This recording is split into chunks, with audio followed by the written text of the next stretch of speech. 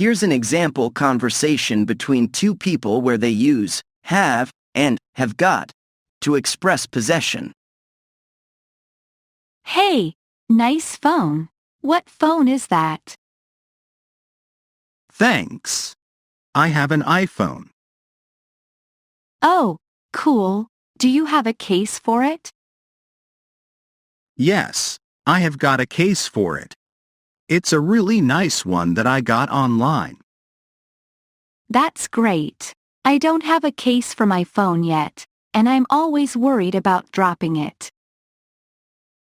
You should definitely get one. I have got to say, having a case has saved my phone from some pretty nasty falls. In this conversation, the person with the phone uses have to express possession of his iPhone and have got to express possession of his phone case.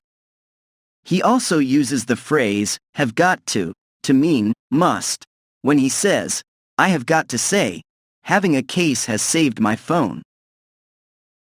Both have and have got can be used to express possession or ownership in English.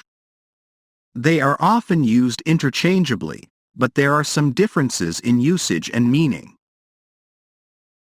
Have is more commonly used in formal English, and it can be used with or without the auxiliary verb, do. For example, I have a car. Without do. Do you have any siblings? With do. Have got is more informal and is commonly used in spoken English. It is often contracted to have in everyday speech. For example, I've got a headache. contracted to I've. Have you got any plans for the weekend? Without contraction. When using have got, it is important to note that it can only be used in the present tense. In other tenses, have is used instead. For example, She had a headache yesterday. Not had got. They will have a party next week. Not will have got. it's also worth noting that have got can be used to indicate possession, but it can also be used to mean have to or must in some contexts. For example, I have got to go to work. Meaning, I must go to work. You have got to try this cake. Meaning, you must try this cake. Overall, both have and have got can be used to express possession in English, but have is more formal, and have got is more informal and commonly used in spoken English. have is often paired with another word in English to form different verb phrases. Here are some common examples. Have to. This is used to express obligation or necessity. For example, I have to go to work means that going to work is necessary or required. Have got to.